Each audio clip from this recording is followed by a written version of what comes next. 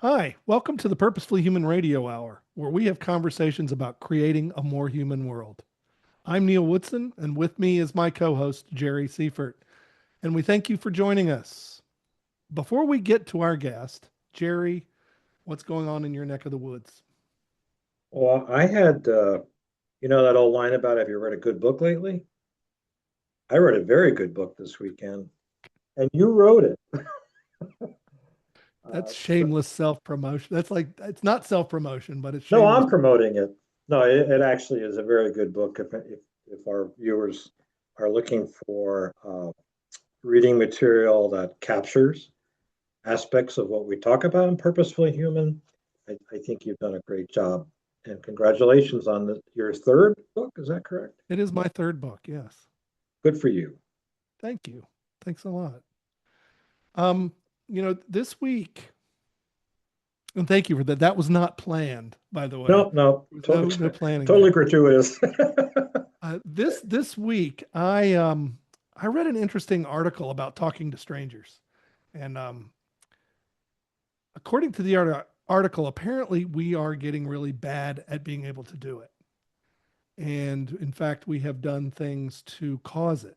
Things like wearing our headphones all the time, or being obsessed with our phones, or even things like self checkout or internet shopping, are all serving to disconnect us. And uh, when I finished the article, it got me to thinking, why does that matter? Why does it matter that we talk to strangers? And as I thought, it came to me that that's where we get new ideas and different viewpoints. And it actually can kind of build that empathy muscle. It allows us to see those viewpoints and help to understand people who aren't exactly like us and kind of get a feel for them, get a feel for where they're coming from. Um, and then I got to thinking more about, if we don't do it, we just stagnate. We get Yeah, into a little yeah. bubble, we get into an echo chamber. And that's what's happening to us. We see it over and over and over, people living in these echo chambers where they only listen to the things that they agree with. They only talk to people they agree with. They don't want to talk to anybody other than the people they already know. And I think it's really damaging us. And I think that's it's one of the reasons I like doing this work. I like doing all the purposefully human stuff because I think it's trying to serve to change that Hmm. dynamic. But so that's something that's been occupying my mind for a few days here. Well, I'm going to give you a 12 out of 10 for that one. That's really cool. Uh, I know in my world, I've made a point well, really since the beginning of Purposefully Human, to go out of my way to talk to people that are actually doing the work. Mm-hmm. And not so much, I mean, I'm curious about what they do and how they do it, but more what is their workplace experience? And I have to say it's not usually a very, very heartwarming conversation because so many people will tell you, look, it's a paycheck, I have to work, I have bills to pay, things like that. But I hear very few people saying, I'd come here and do this work if I wasn't paid. Or this is the highlight of my week is the 7, 8, 9 hours I spent here at this place. Never rarely hear that. Yeah, That's for you sure. really hear that. So to your point about talking to strangers, if I hadn't made a point to talk to strangers, I would be oblivious to that point of view. And yet it informs, similar to what you were saying, a lot of the way I look at things right now. I mean, Yeah. it's one thing to intellectualize people's work worlds and things like that. But when you actually interact with them and find out, well, what is your workplace experience? And, if you catch them in the hallway or what have you, where they feel like it's safe, you'll learn a lot. You might not like everything you hear, but you'll learn a lot. All good stuff. All good stuff. But enough about us. Hmm. Before we meet our guest, we have a great guest coming up. I just want to mention that this program comes to you from the Purposely Human Community, which is a group that's committed to giving people a voice and creating a more human world with more humane organizations. You can find out more at purposefullyhuman.com or on LinkedIn by searching for Purposefully Human. So, now let's talk about our guest. Today we have with us Melissa Price. Melissa Price is a healthcare and insurance executive with over 18 years of experience. Her roles have touched analytics, customer insights, experience management, digital and technology transformation, sales operations, marketing, and more. Melissa is known as a multidisciplinary business and inclusion thought leader and has spoken at a number of prominent industry events. Put simply, Melissa is a super connector of people and ideas and a crowd whisperer in crafting and delivering heart resonant messages. Melissa, welcome to the Radio Hour. Thanks so much. Good to be here. It's really good having you, and full transparency to people watching or listening. We spent about an hour last week talking to Melissa and getting to know her a little bit, and it's just a pleasure to have you with us. Just to give people a little sense of you and what you do and the work that you're and the things that have you going. Tell us about what you do and what you're doing, what projects you're working on, and what things that have your mind kind of percolating these days. Sure. So a lot. It's a big changing world, and I have things going on inside of my standard day to day, and I have things going on in the outside and passion projects that I'm pursuing. Artificial intelligence has really been the thing that has changed so much. And so, as I think about my current, day job, a lot of it is keeping up with all of the dramatic change in technologies and learning those things, trying to generate better insights for our different teams, and being able to also take those insights and make them actionable and do good for people. That's ultimately what it's all about, is how can you transform what you're doing into some value downstream for the folks that you serve. So a lot of what I do in my day job is centered on that. And in my personal life, I am currently working on building a podcast too. So hopefully I'll be joining your podcast ranks as well. And it's very much centered on compassion and bringing my brightness into the world to demonstrate that there's a better way than the divisive, conflicting tenor that everything seems to have right now. And so I'm very, very excited about that work that I'm doing on the side. You have a timeline for that? Any this would be your one little tiny plug. Any idea when that's going to happen? It's soon. So obviously I have my audio rig set up here. I'm doing some final work on some branding, so I'm hoping that I can start to produce over the next couple of months and start to get some episodes out there. Well, we wish you all the best with that. It's an interesting journey. We're still on it, and we're still sort of. So, Melissa, if our listeners, viewers, wanted to follow your podcasts, what breadcrumbs can you leave for them that they'll pick up from this conversation? Absolutely. You can go check out my LinkedIn account, and you can also go to melissapprice.com. I'll have some information there on my personal site, which I need to update anyway. And then the podcast is going to be called the Love Revolution Podcast, centered directly in compassion in a litany of different directions. Compassion is really, really needed right now. So I'm hoping that I can add my voice in and do some good in this world. Well, Awesome. this is the Purposefully Human radio hour. And I'm just curious. We ask every guest that we ask them about Purposefully Human. You've had some time to think about it a little bit. And what would you, if you were to give us a definition of what Purposefully Human is, and what would that be? And also, what does Purposefully Human mean to you? So, purposefully, in and of itself, that word has an underpinning of intentionality to it.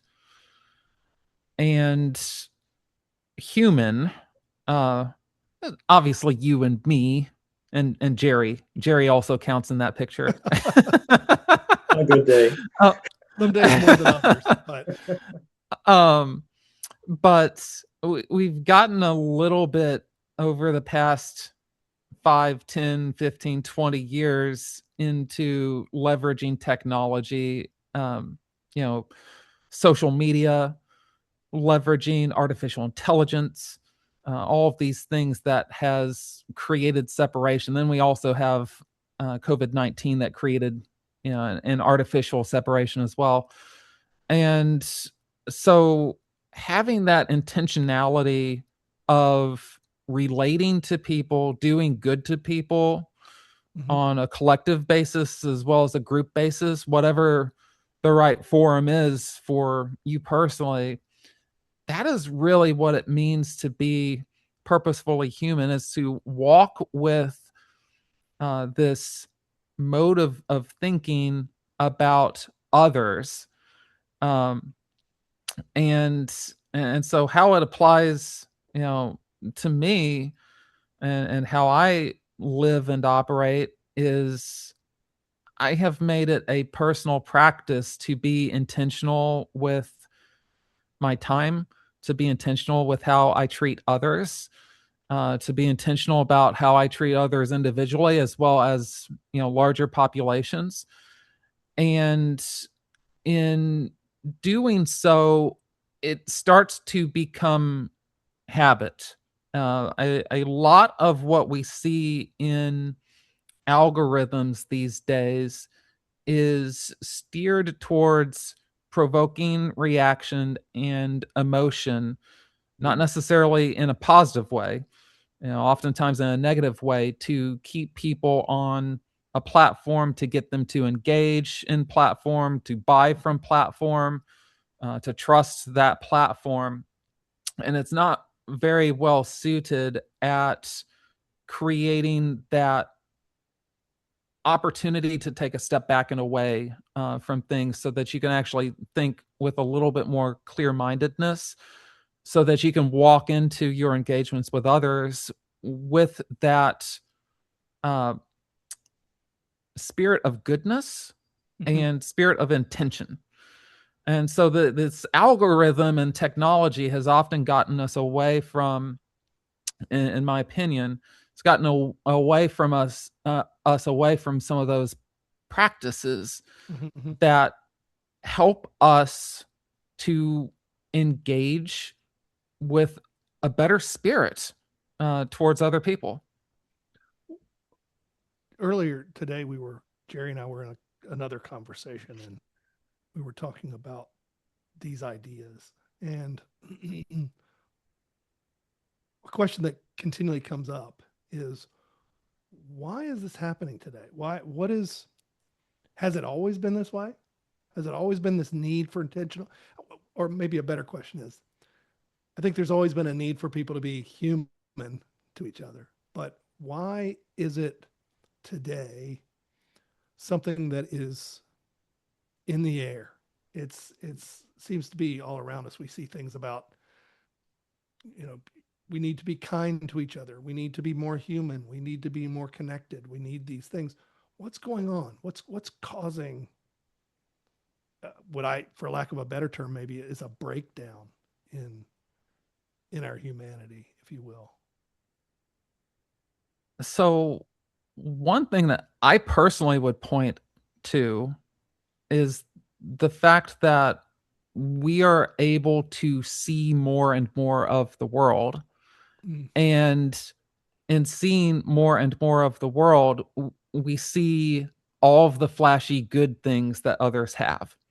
And so we are able in the digital realm to put ourselves on pedestals and show all the fancy things that we are able to do, and other people absorb that. And there, what you don't see as much of is this vulnerability of, hey, here's what's good, but here's also what's bad about what I have going on and what I'm trying to work through. And here are challenges, difficulties, etc.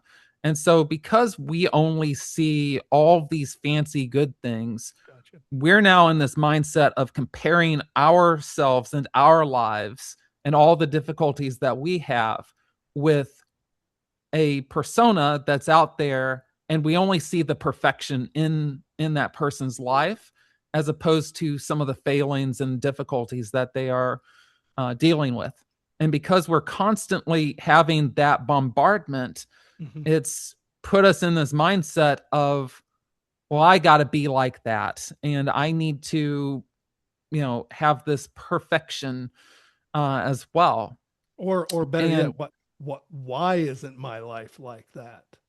why isn't my life like that? What's wrong? What's wrong with me? And it causes a little bit of a breakdown of that compassion layer because it starts centering on, well, I haven't done enough, and I need to do more and more and more and get more and more and more so that I can be announcing this kind of stuff to the world too.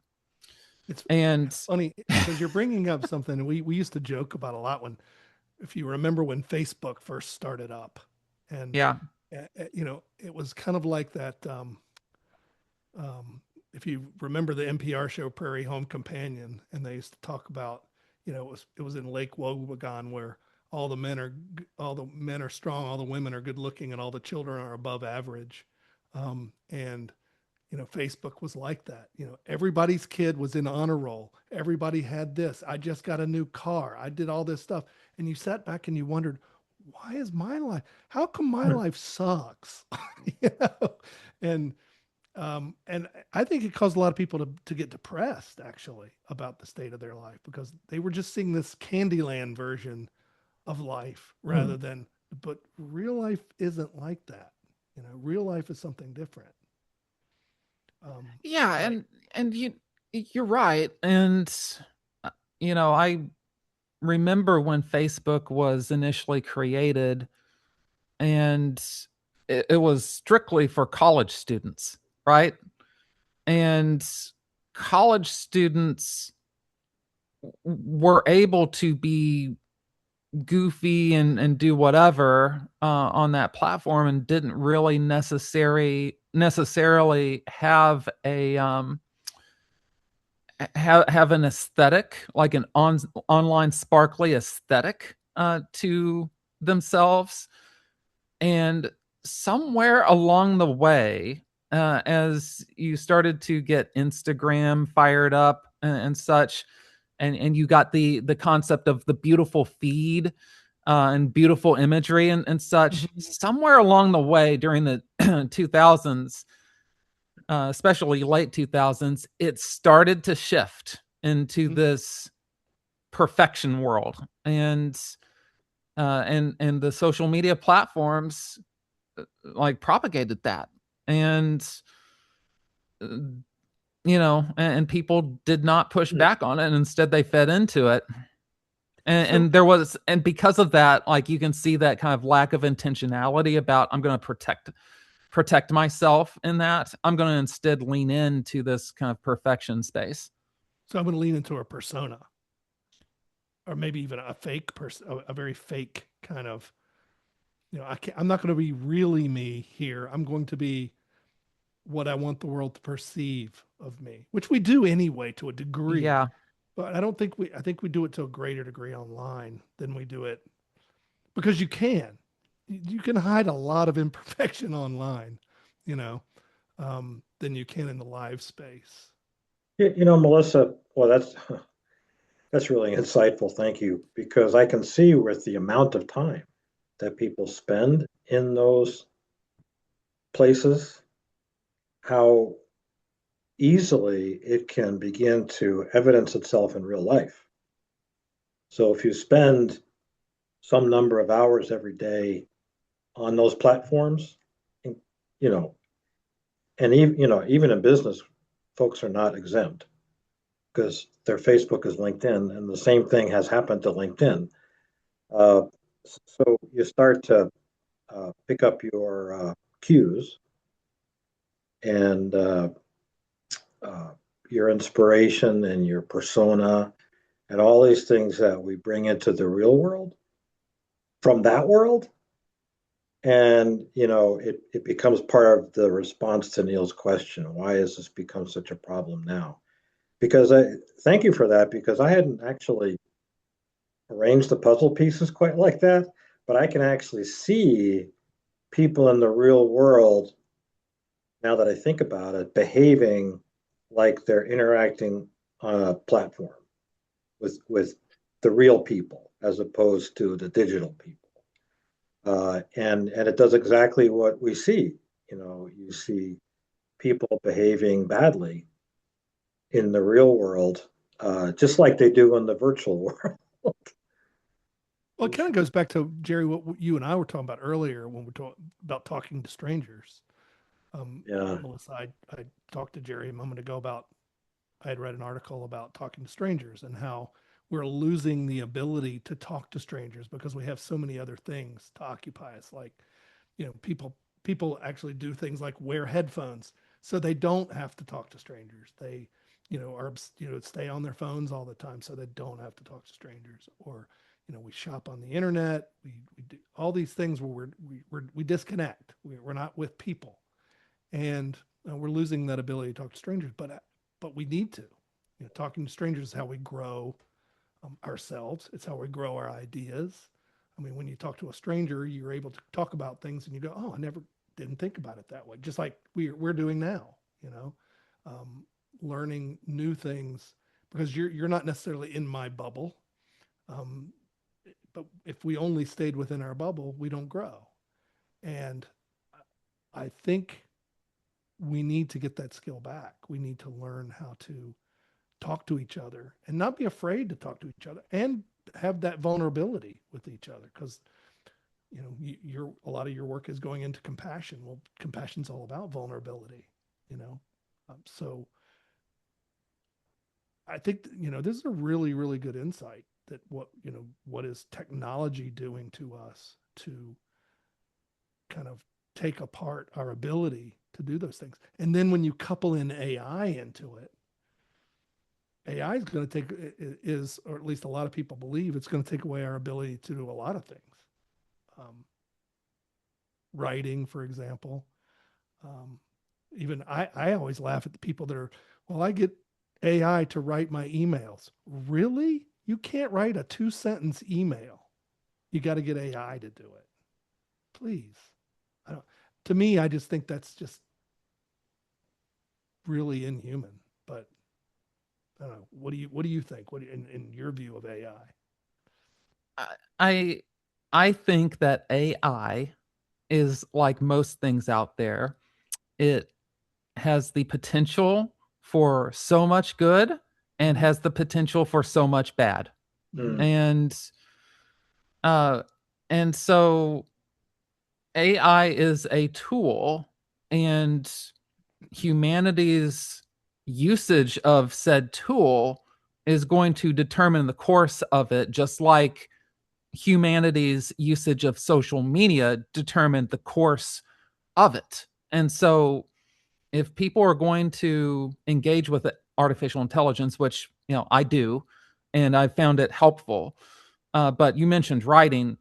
If I write something, you better believe artificial intelligence has not touched it. I will not let artificial intelligence touch my writing. Um, the one thing that I will engage on it with on writing is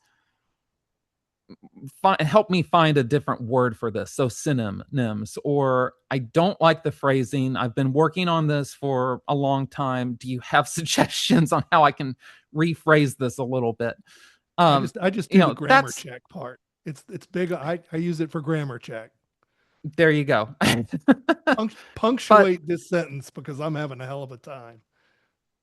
um and that's the thing, like how are you using the said tool? I'll give you an example. It's a little bit further back from artificial intelligence, Mhm. but it hits directly on the point you just made about not people not having conversations with each other. uh, did you know that uh, when cell phones came into being, like smartphones that you could do, play with, the sale of gum at grocery checkout lines dropped precipitously? And Really? it is because instead of being in the checkout line, talking with your line neighbor, looking at the candy and gum, people were now instead on their cell phone I just Oh, until made they got to the checkout line.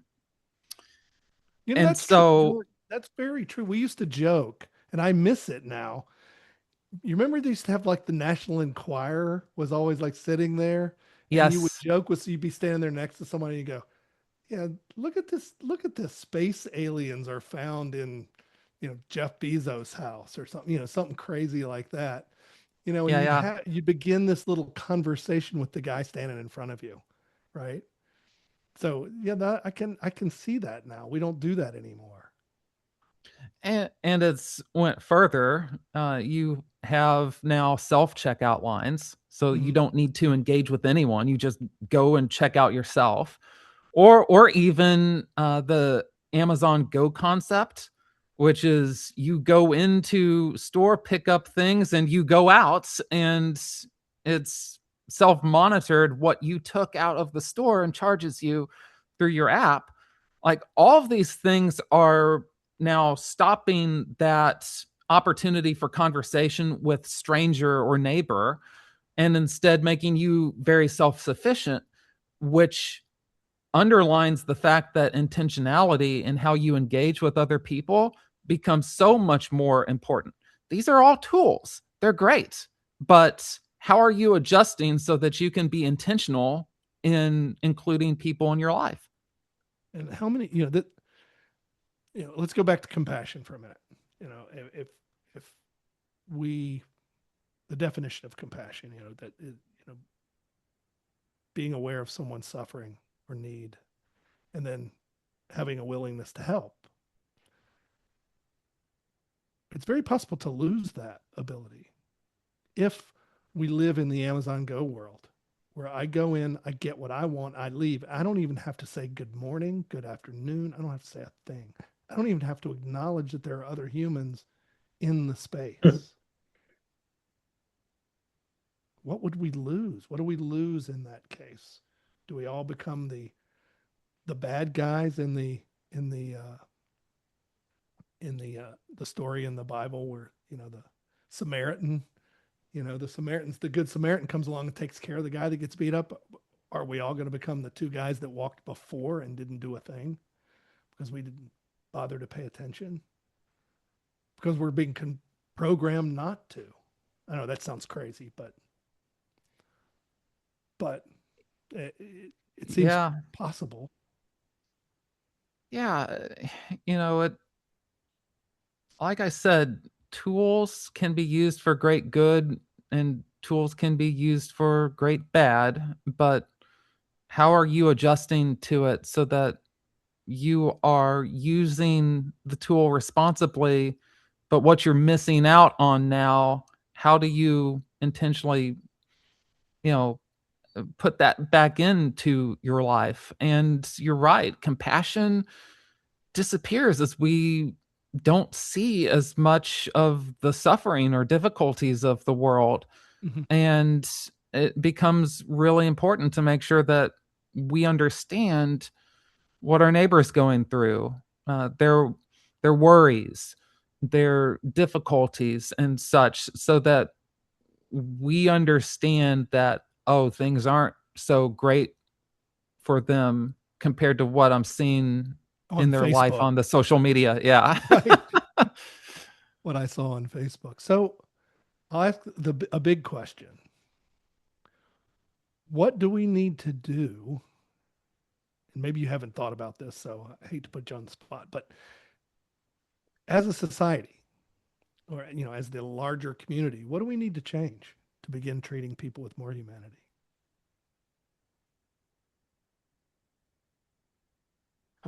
One thing that is a really deep concern for me, and I don't know if this is for other countries, but it certainly is something that's happening in the United States.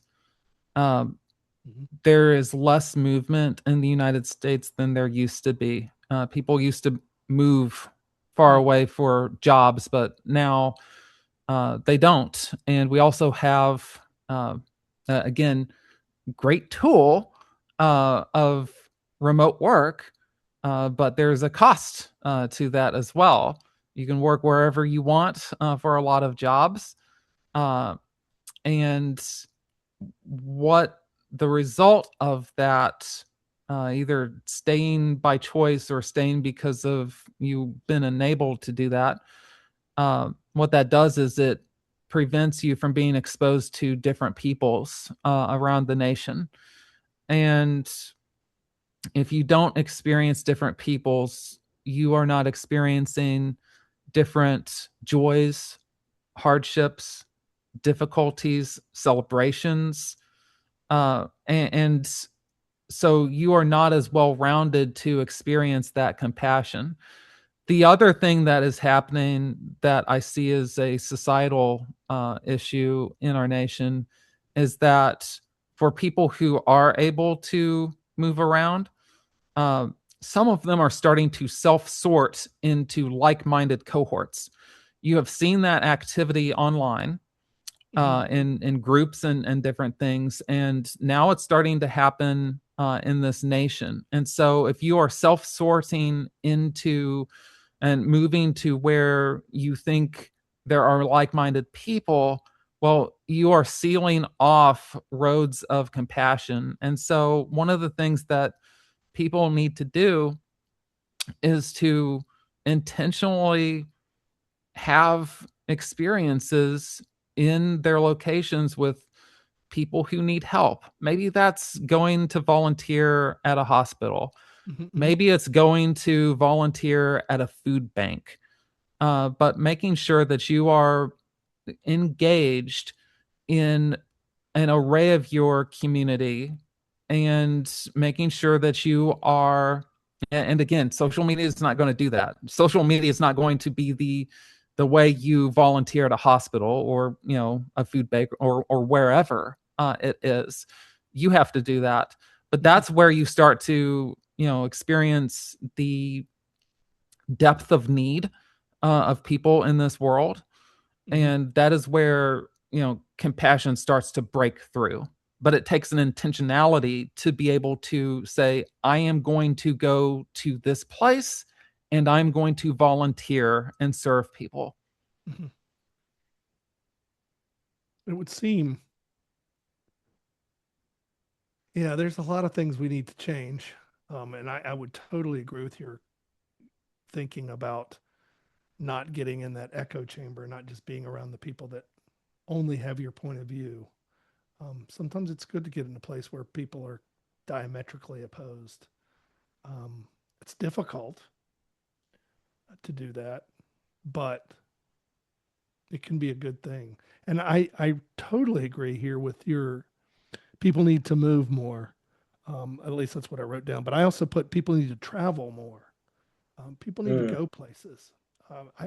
I heard a surprising statistic the other day, and I just looked it up. So to double check. But the other day, I heard a statistic that said only 40% of Americans have passports. That's not exactly right. Actually, they think it's more like 48. maybe even 50% of Americans have passports. But I find that just surprising. Only half of the people have a passport. I hadn't heard that. Wow. That's just crazy to me. I mean, I love to travel. My wife and I travel a lot. We've been just about every continent, and multiple countries, and experienced many, many, many people. And I think I've said it before on this podcast that I was on a plane once. I'd been to India, and I was coming back from India, and I was sitting next to a guy who had just been in Bangladesh, and we were flying over the Middle East, and the plane had to detour around the Middle East. This is when the Iraq War was going on, and they had to detour around it, and they said it was going to take longer, and this, that, and the other. And he got disgruntled. And I said, you know what'd be great if more people would travel places? We wouldn't be blowing up places, because you don't drop bombs on friends. Having just been in India, I was like, I couldn't drop a bomb on India, because now I have friends there. I've seen people. I've had dinner with people there. You just can't do that. And how great it would be if more people would just travel and get different viewpoints, get a different point of view about just about anything. I think it would be helpful in our world to change things. Yeah, I travel is a great gift. I'm not surprised by the figure on the passports. There's so many people in this country who can't afford a $400 emergency. I forget what the statistic on that is, but if you can't afford a $400 emergency, you cannot afford to travel out of the nation, let alone to a nearby city for a weekend. But even with that, there's opportunities to learn about other people's from your own home. And but I agree with you. There's nothing that can do it better than if you go yourself and experience a culture yourself, and not taking the American approach of going into another country, but uh, which I try not to do. So when I go to another country, I try to learn their language, use their language, and try to live on their terms. And because I try to do that, I tend to have much richer experiences, because I'm not just going there. I am vested in their way of life, their language, their culture, and you can tell it. You can totally tell that. Sure. Yeah, and you get much richer experiences, and you actually get to see the true country and culture, as opposed to the Americanized facade of your interpretation of what the culture is like. Yeah, I laugh when people say, I traveled to this country. Where'd you eat? McDonald's. Really? You went all the way to another country and you ate basically American um, corporate food in other countries. Why? You know? But what's funny is, as you were talking, I was thinking this translates to the business world as well, where business leaders try to learn about their customers from a spreadsheet, instead of, why don't you go talk to them? Why don't you go really, and why don't you watch them use your product? Why don't you get to know how they use your product, and Yeah. actually get to know those customers, instead of just sitting back and I'm going to read a bunch of surveys and a bunch of numbers on a spreadsheet. Just get up off your butt and go talk to a real living, breathing customer and say, what do you like about this? And what do you hate about it? What do we need to do differently? It just floors me that doesn't happen more often. And I'm sure you see that in your work. Yeah, I absolutely do. And again, we'll talk about risk for a second. There are. I'm very risky. I'm a very risky person. um, there's a risk right now, and it's again artificial intelligence is able to create a copy of people, and then you're able to ask, a synthesized group of people in an artificial intelligence environment, hey, what do you think about this, and do your customer experience through artificial intelligence, which is cool to do, but there isn't going to be a replacement for continued conversation with customers to find out what do you think and such. Um, and so, again, it gets back to tool intentionality. How do you use it responsibly to make sure that you get some insights, but you're also not losing your standard uh, personal research, whether it is interviews, focus groups, surveys, ethnographic studies. All these kinds of research techniques have their place, and there is something to be said for depth of research with customer about exactly what you said. What do you truly think about this? Mhm. Watching how they use it and getting into user experience research, that stuff is invaluable to better form your products and services and processes around the end user so that they are able to use it better. Mhm. And so that's going to be an interesting area of development over the coming years. And I'm very hopeful that people continue to embed humanity into that so that we don't lose the human part of that component. It's funny. For the longest time in the last, I don't know, 5 or 6 years, really started researching more about service design, user experience, those worlds of designers, right? And they have been really good about doing just that, getting involved with the customer and finding out, they actually go out and go on these, like these safaris, and go out in the world and they watch customers do stuff. They set up cameras and they watch customers. Saw this whole story about these service designers that redesigned um, the train service in, I don't know, it was Switzerland. It was somewhere in Europe. And they, in this program, they showed some of the video clips of watching customers use like the kiosks for, buying tickets and things, and what they learned and how they redesigned the whole system just by really just paying attention. This is their real life. This is what people are really doing. I thought, wow, if more companies would do just that kind of stuff. Watch people having to get into a car and go, okay, where's the lights? Where are the lights? How many buttons do they have to turn to do one little thing?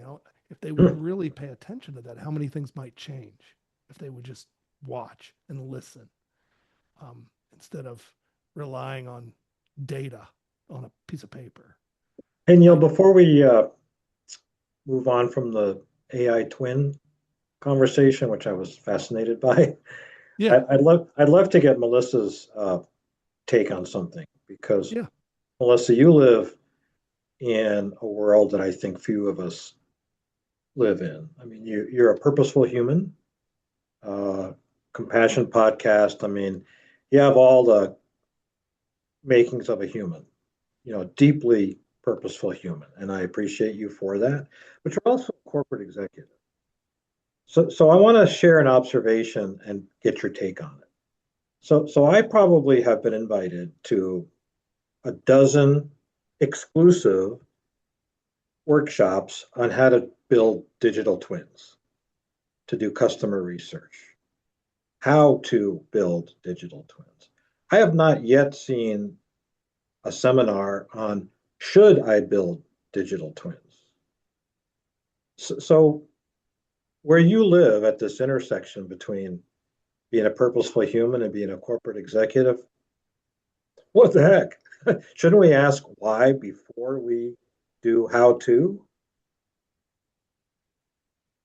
Yeah, that's a good question. And what I would say to that is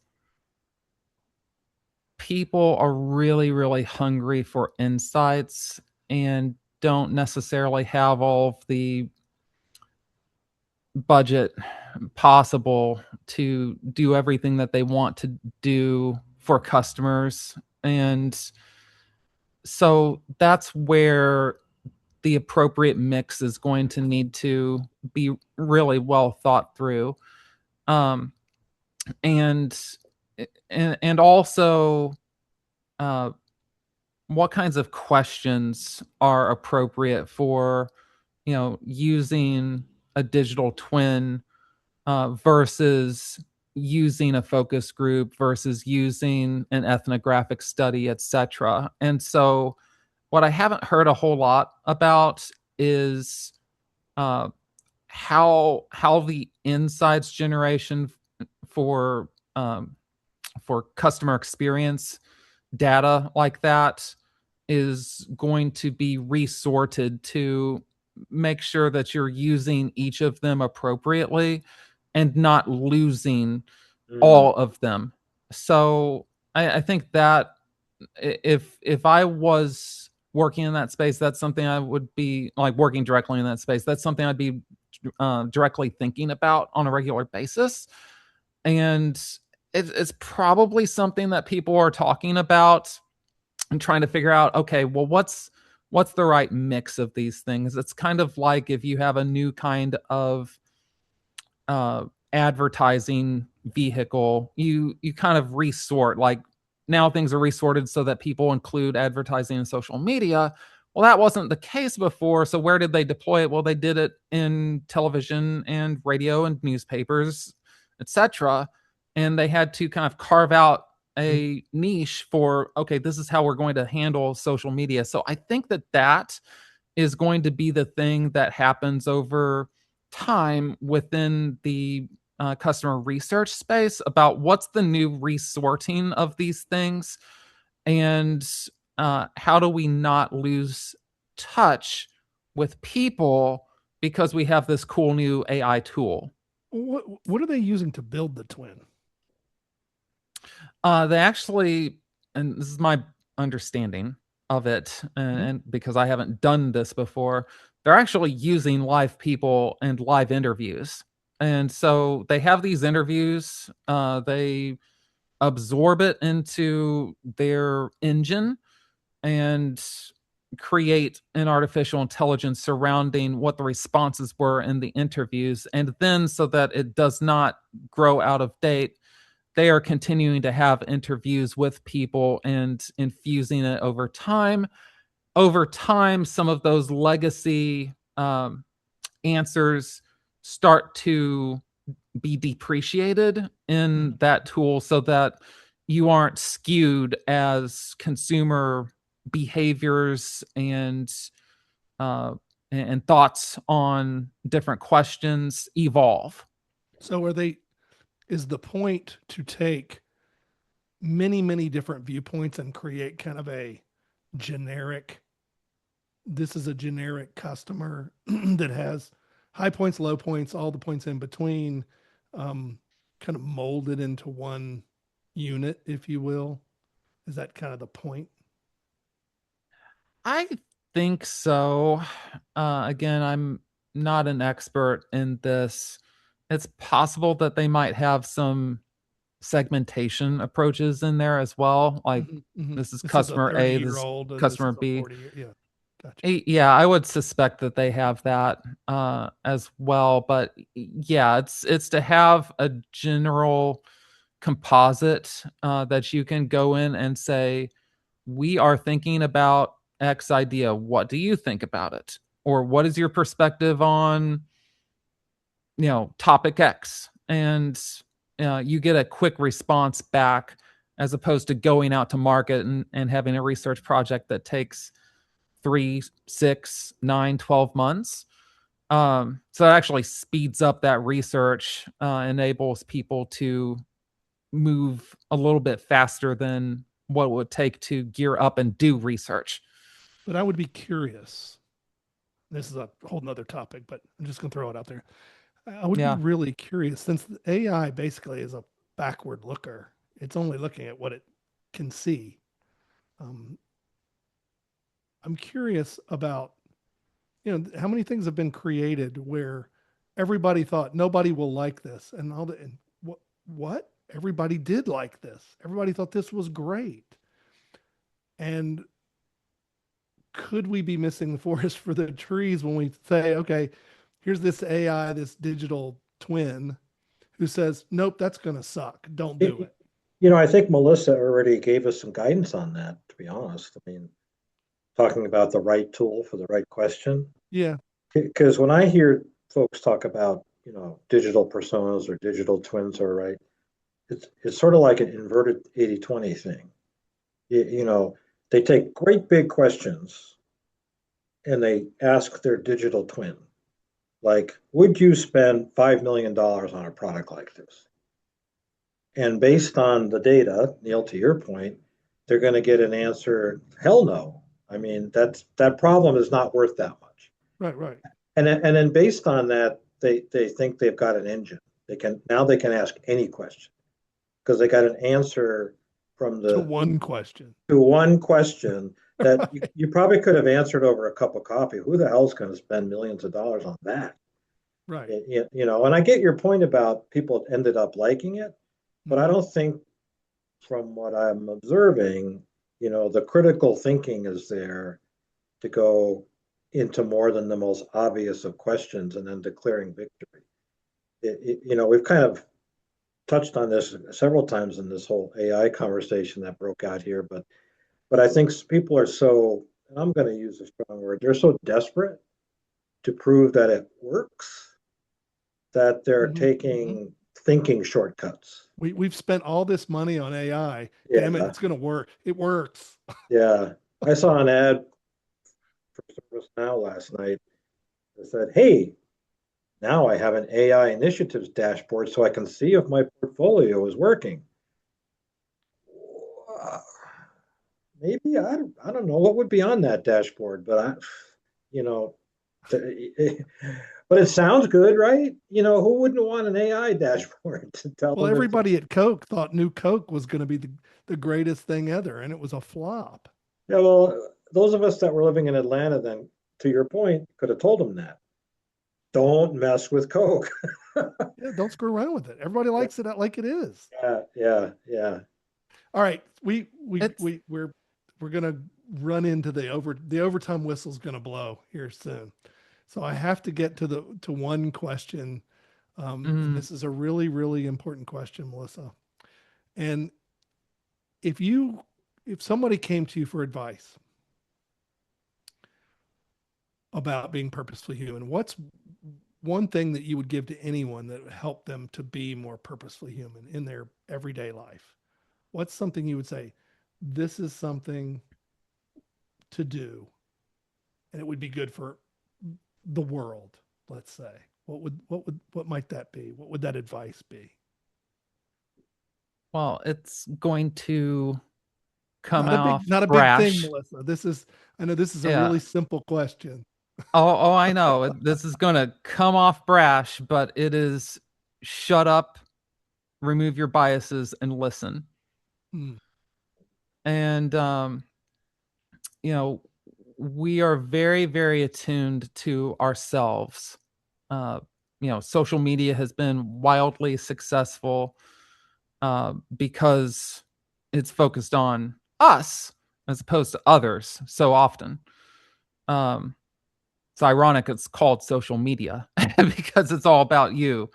Right. Um, but the notion that we have forgotten how to converse with people, that we have artificial intelligence that has sits out there to interfere with not interfere, but it's a tool. Mhm. It could interfere with our connection with other people.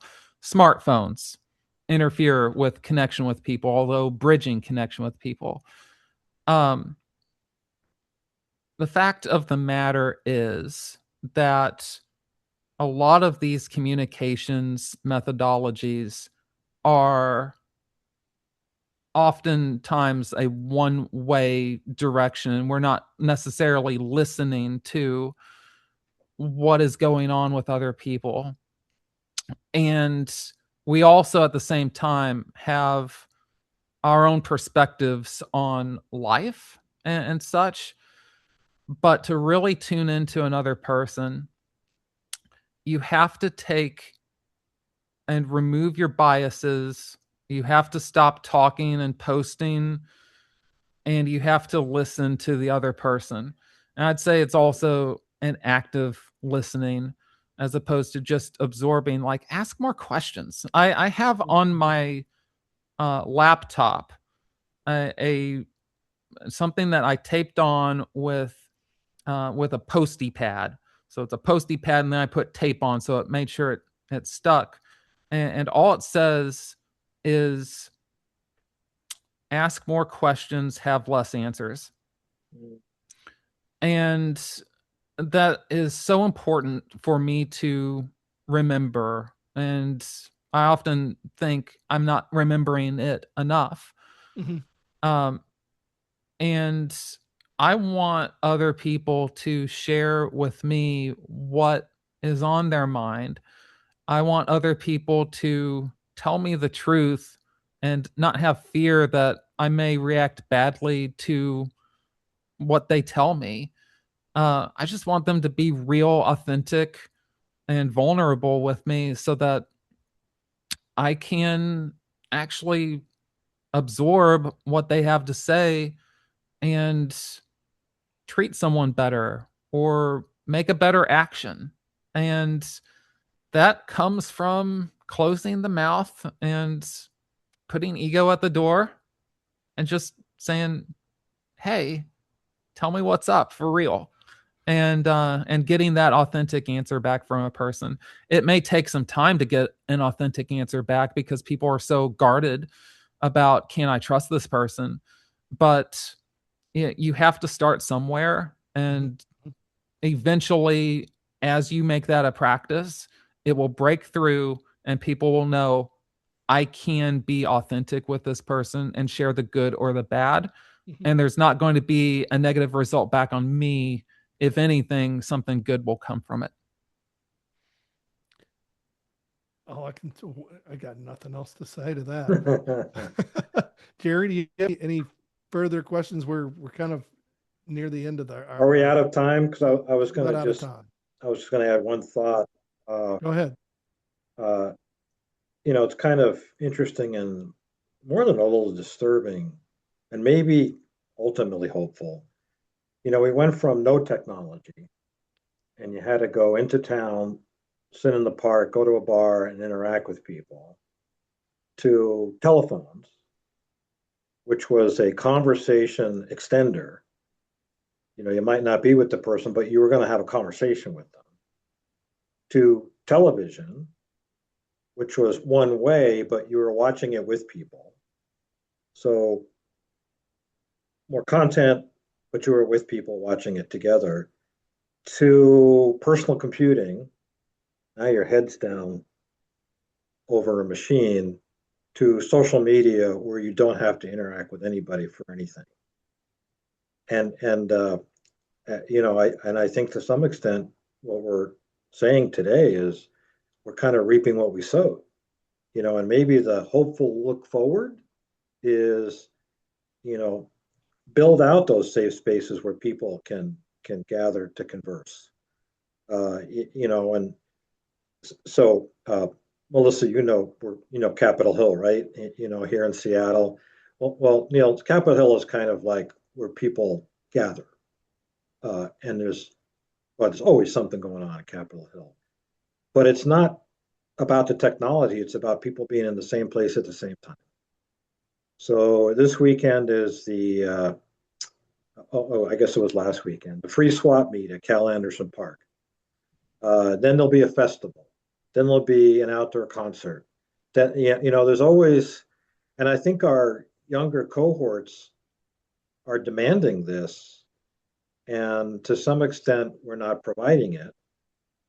But I don't think, and maybe that's what we should. That's another part of the hopeful part. Maybe it's also not just purposefully human; it's purposefully hopeful. Because I think we have people that have like maxed out on tech, and they want something different. They want a different lived experience.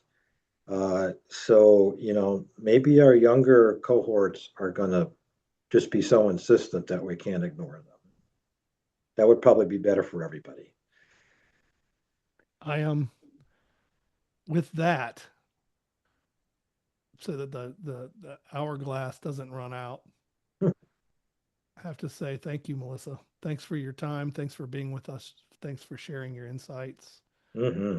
I'm sure we could have gone on another 30 minutes, but it is what it is. It is a radio hour. So with that, I'm going to say goodbye. Jerry, any final? No, thank you so much. You've been a fantastic guest, and I hope we made it as interesting for you as you made it for us. Oh, this was really great. Thanks so much for having me. And I hope the audience learned something. I certainly did. You challenged me with some pretty good questions. So thanks for having me and thanks for the conversation. Well, thank you. Have a great rest of your day. Yeah, and See you enjoy guys. the weather. Uh, we were due. We were due. All right. Thanks so much. Bye. See ya. Take Bye. care. So, Jerry, what were some takeaways? You gotta, or what give me like your one big takeaway, because we're Oh gosh, my one the big the takeaway. time is running. I am encouraged that senior people in corporations think like Melissa does, uh, because I think it's easy when you're involved with an organization called Purposefully Human to think of corporations as where all the bad people are. Mhm. Uh, and what Melissa points out is there are people that are in our corporations that are thinking deeply about this as well. And if we can just come together around, it was shockingly encouraging that without any prompting, the very first thing Melissa said was to refer back to purposefully, Mhm. and the whole concept of intentionality, and basically recounted the history of the name of the group that she couldn't possibly know because she wasn't there when we came up with it. But she got it. My point is, she got it. And that's very encouraging because, I think that bodes well for us going forward in, looking to people in uh, leadership in corporations for support, encouragement, making things safe for their employees, and becoming more purposefully human in the process. It's interesting. My big takeaway is kind of a little odd, maybe, is that we started our this whole podcast and we were talking about things that were going on for us, and that I had read this story about not being able to talk to strangers. Mm-hmm. What I found interesting is throughout this conversation, in a way that kept coming up, that we need to renew our ability to have conversation. We need to renew our ability to be vulnerable with each other and to talk to each other. And like she said, to Mm-hmm. shut up, remove our biases, and listen, and actively listen by asking more questions, digging deeper. Um, I really thought that was interesting, just how many times it just kind of kept resurfacing this idea. And it was, it was, it was a real thing. It wasn't, we didn't, Mhm. implant it into the conversation. It just kept resurfacing. Yeah. And so it's really making me think a little bit more about our need to do that, our need to talk to other people, to and have these conversations. And they don't have to be huge, they don't have to be deep, but just to take time for people, to take time for others. She said at the beginning, I said, "What's your definition of intentional or of purposeful human?" She said, "To intentionally walk with a mode of thinking about others." Hmm. I thought, wow, yeah, I get it. And if you do that, then you're much more willing to talk to strangers and to have those conversations and to shut up and remove your biases and listen, like she said. So I thought that it was an Yeah. interesting conversation that came full circle. Yeah. She gave me a lot to think about. Maybe we need to, this is a little tongue in cheek, but you'll understand what I mean. Maybe we need to have a periodic uh, milestone in people's lives where they have to renew their license to be human. I I know that sounds facetious, There'd be right? a lot of people who fail. What's going to happen there? do They do have to go to a better. Do class. better next time. They have to go to a, no, it's just like your driver's test. You have to go take the Yeah, just driver's like your test driver's again. test. But you see, that's the thing. You don't have to. Interesting enough, you have to re-register your car, but you don't have to retake your driver's test. We don't require people to. Yeah, I'm going to think about that one. There should be a way to present people with these insights, not in a punitive way, but hey, life's hard. Mm-hmm. You might have lost your edge in some of these purposefully human traits. Here's what that involves: talk to a stranger. That could be on that list. So what's really cool about these guests that we have on, each one drops a few pearls. uh, and those of you that are watching this program who haven't watched the prior ones, I suggest you do so, because taken in the aggregate, we have heard an awful lot of wisdom And on this show. with that pearl of wisdom, we are going to have to leave. Jerry, it's been a pleasure. Thank you very much for another outstanding program. And I will talk to you soon. All right, you take care, Neil. Okay. See ya.